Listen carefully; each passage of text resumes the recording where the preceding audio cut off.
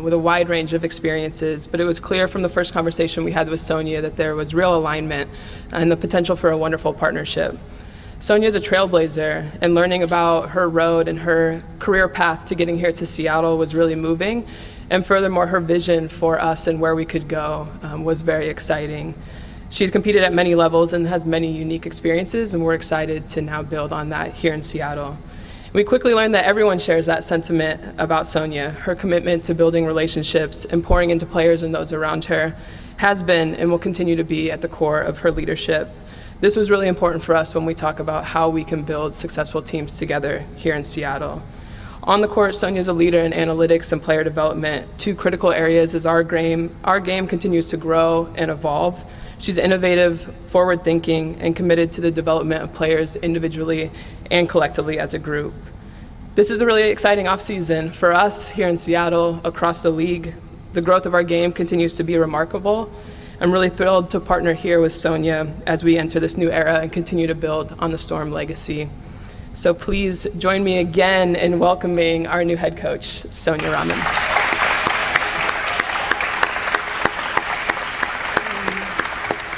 Thank you, Talisa. Hi, everybody. This is a very exciting day for me and my family. I'm here with a lot of gratitude and joy and some nerves. I'd like to thank Talisa, Alicia Valavanis, and the Visionary Ownership Group of the Seattle Storm for giving me this opportunity. It was clear as I went through this process that there is a reason this organization has a championship tradition, and it starts with the people. This is a place that exudes excellence, fosters collaboration, and the care factor here is incredible.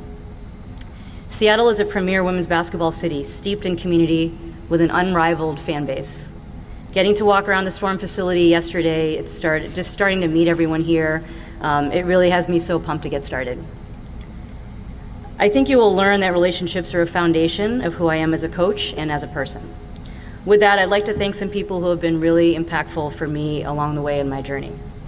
Most recently, to Sandy Brondello, Jonathan Kolb, and the entire Liberty organization, thank you for being the group that welcomed me to the NBA, or the WNBA, and allowed me to continue to grow as a coach.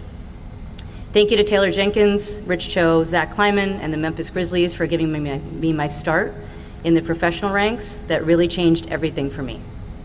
I'd also like to thank everyone at MIT, Wellesley College, and Tufts University, where I spent a combined 20 years getting to do what I love every day. To all the players I have coached and the coaches that I have been in the trenches with along the way, thank you for making me better. To my agents, Andy Latak and Steve Neff, I appreciate you.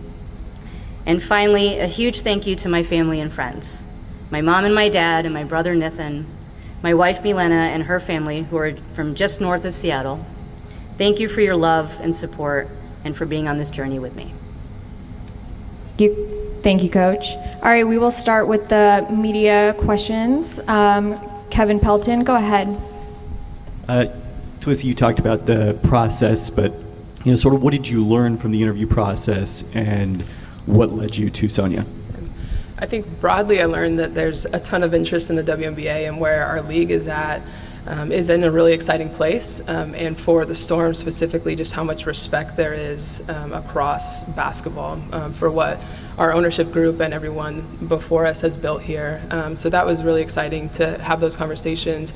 With Sonia, I think there was just immediate alignment on how she approaches first and foremost relationships, which is where we always start, and so that being the foundation of how we can move forward and how we can connect with players and really get the best out of them individually and collectively as a team as we try to build and move forward. That stood out, and then her background and experiences I think just bring a different perspective that we haven't had here. And so as I mentioned, the game is evolving and changing so much. To be able to have someone who's so forward thinking with how we integrate analytics and how we develop our players was what we were looking for. Percy Allen, this Times in Seattle. Hey, if you could talk about just a bit, just the going through this sort of coaching hiring process for the first time. Just was it a collaborative effort? Did it take longer than you want? Did you have a sort of shared history with Sonia? Just how did that go for you? Yeah, it was definitely collaborative. It always is. Shout out to Alicia, Lisa, the rest of our ownership group for being involved along the way. Sonia and I do have a previous relationship. Sonia's been able to spend some time coming back to practices over the past, not this past year, but the few years before that. And so, we were acquainted with each other, and that definitely helped, having a familiarity and a foundation. And obviously, Sonia's familiarity with us as an organization and Seattle as a broader community definitely helped kickstart things. Andrew Destin with the Associated Press. A question for you, Sonia. When you were going through the interview process, what exactly, as much as you can, the vision that you have for this team, the core that's in place, how do you tangibly want to take this team to the next step? What is kind of that vision you have for this group?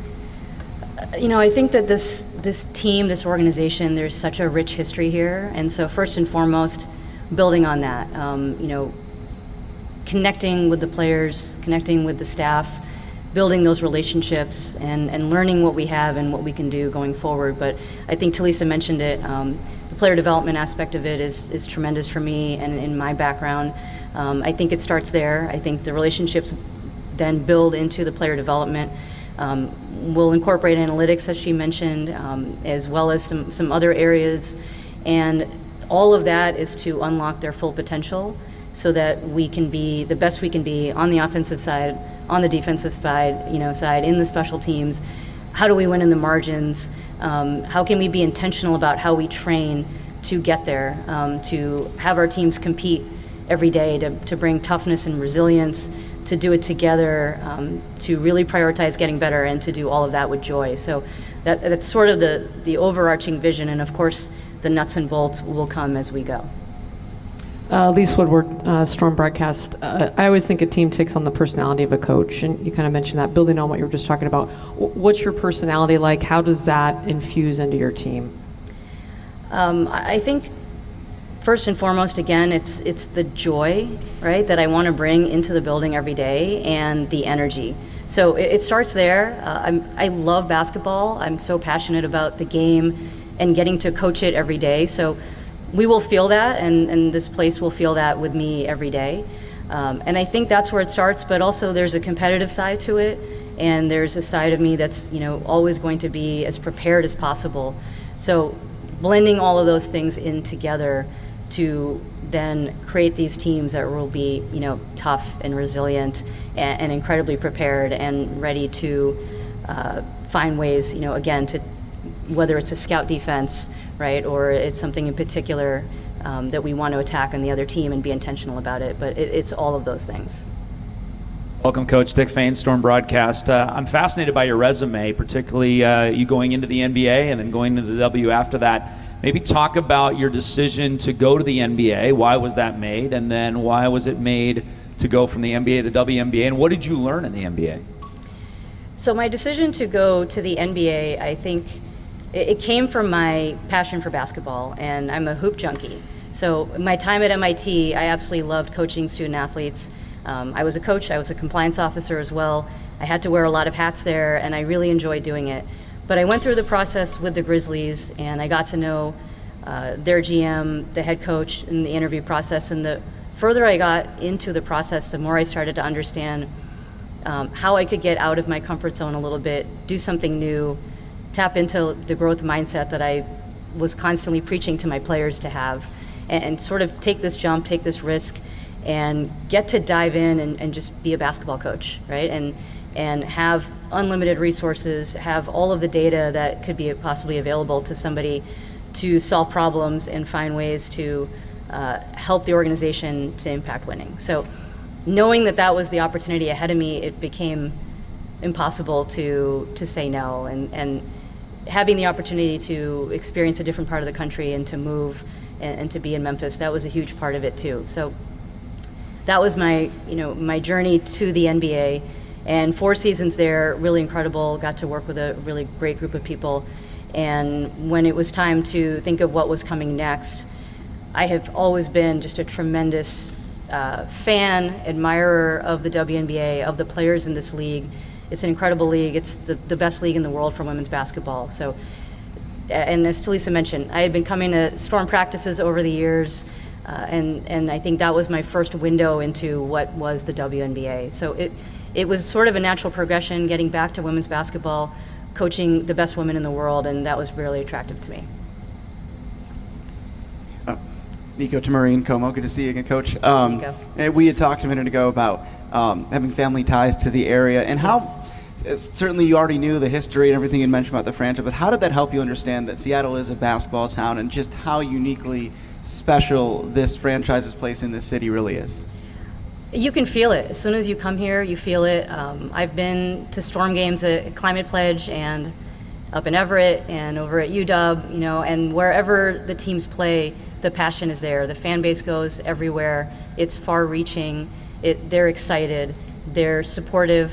They're knowledgeable, and you see it all the way from youth through college to here with the Storm, that women's basketball is really at the center of all of it. So I think being able to experience that for years before I've come here now in an official capacity was really influential for me, and it's exciting to know that now I get to be a part of all of that.